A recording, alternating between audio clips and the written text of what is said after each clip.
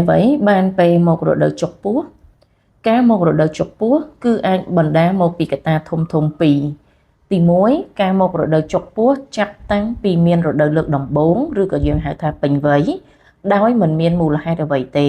គឺបណ្ដាលមកពីការកន្ត្រាក់នៃសាច់ដុំស្បូនដែលជំរុញឲ្យឈាមធ្លាក់ចេញពីស្បូនមកតាមទ្វារមាសខាងក្រៅ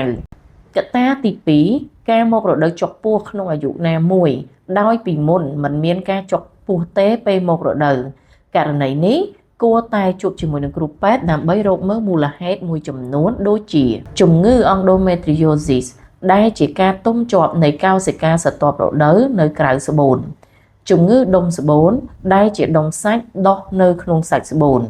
ជំងឺ adenomyosis ដែលជាការទុំជាប់នៃកោសិកាស្រទាប់រដូវនៅក្នុងសាច់ស្បូនដែលជាធម្មតាកោសិកានេះគឺត្រូវនៅក្នុងស្រទាប់រដូវខាងក្នុងស្បូនទេជំងឺរលាកអាងត្រគាកដែលបង្កឡើងដោយការឆ្លងរោគពិសេសគឺជំងឺកាមរោគដូចនេះគ្រប់ការមករដូវចុកពោះគួរគប្បីជួបជាមួយនឹងគ្រូពេទ្យជំនាញពិនិត្យឲ្យបានច្បាស់និងជួយព្យាបាលឲ្យបានត្រឹមត្រូវ